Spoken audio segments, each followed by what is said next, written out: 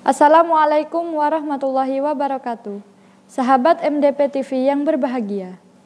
Setelah wafatnya Rasulullah Shallallahu Alaihi Wasallam, Islam menyebar dalam spektrum yang luas, tak terkecuali 3 benua, yaitu Asia, Eropa, dan Afrika telah merasakan rahmat atas naungan Islam pada masa itu, termasuk Spanyol yang pada masa itu dikenal sebagai sebutan Andalusia. Andalusia adalah negeri pertama di Eropa yang masuk dalam pelukan naungan Islam pada zaman pemerintahan Umayyah.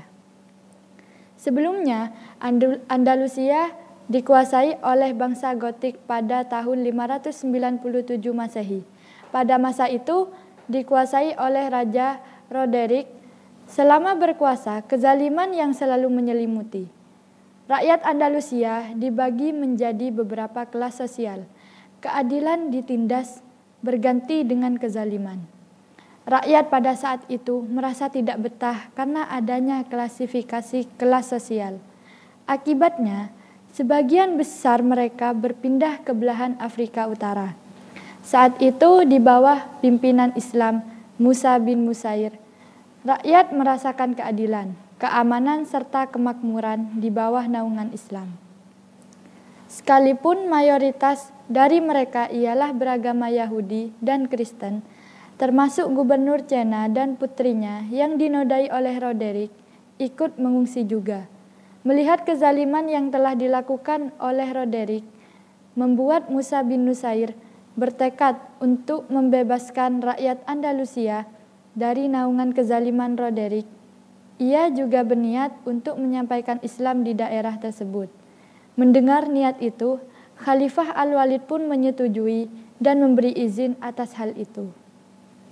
Lantas, Musa mengirim Abu Dar'ah dan pasukannya sebanyak 400 pasukan penjaga kaki dan 100 pasukan berkuda untuk menyeberangi selat antara Afrika Utara dan daratan Eropa. Di bawah kepemimpinan Abu Dar'ah, beberapa kota di Andalusia berhasil ditaklukkan.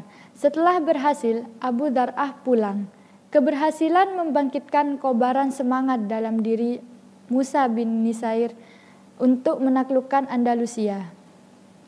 Lantas, ia mengutus Tariq bin Ziyad dan pasukan untuk menjalankan ekspedisi kedua dalam penaklukan Andalusia. Ia merupakan ahli dalam berkuda serta bela diri. Senin, tepatnya 3 Mei 711 Masehi, Tariq membawa pasukan sebanyak 7.000 pasukan untuk menyeberangi daratan Eropa dengan kapal. Sesampainya, ia mengumpulkan pasukannya di sebuah bukit karang.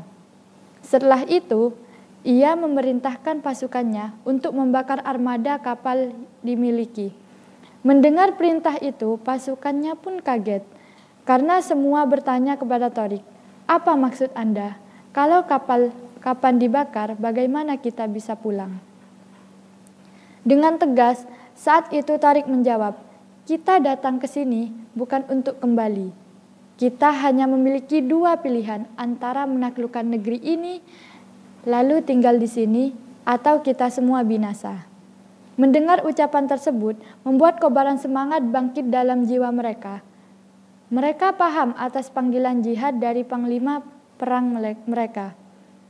Ketika pasukan Tariq mendarat, saat itu Raja Roderick sudah menyiapkan 100.000 pasukan dengan persenjataan lengkap.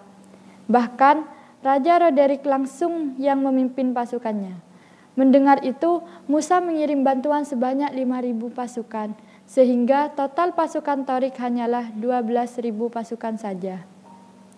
Ahad, tepatnya 28 Ramadan 92 Hijriah, kedua pasukan bertemu dan bertarung di muara sungai Barbate. Pasukan muslimin yang kalah banyak berdesak. Saat itu Julian bersama dengan beberapa anak buahnya berinisiatif untuk menyusup ke kubu Roderick. Di sana ia menyampaikan bahwa niat kaum muslimin ini bukanlah untuk menjajah, melainkan untuk menghentikan kezaliman Roderick. Mengetahui hal itu, sebagian pasukan Roderick mengundurkan diri. Ia menghilang meninggalkan medan pertempuran. Dengan situasi seperti itu, Torik memanfaatkannya. Berakhir dengan terbunuhnya Roderick di tangan Torik, mayat Roderick tenggelam lalu hanyut terbawa arus sungai Barbate. Terbunuhnya Roderick mematahkan semangat juang pasukan Andalusia. Dengan mudah, markas pertahanan mereka dapat dikuasai. Keberhasilan ini disambut gembira oleh Musa bin Nusair. Ini adalah awal bagi penakluk seluruh Andalusia dan negara-negara Eropa.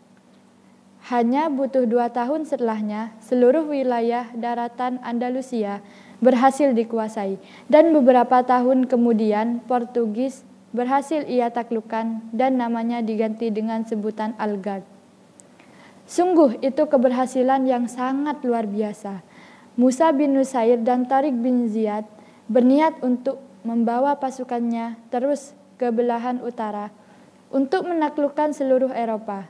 Karena saat itu tak ada kekuatan dari manapun, sehingga memudahkan mereka.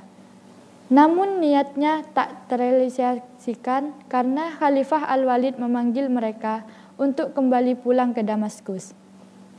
Tariq kembali terlebih dahulu.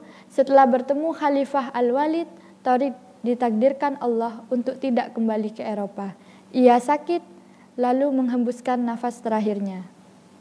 Sahabat MDP TV yang berbahagia, Tariq telah menorehkan sejarah di tanah Andalusia.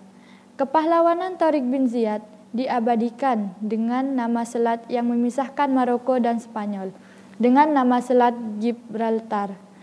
Gibraltar adalah kata dalam bahasa Spanyol yang diartikan dalam bahasa Arab sebagai Jabal Tariq, atau dalam bahasa Indonesia Bukit Tariq.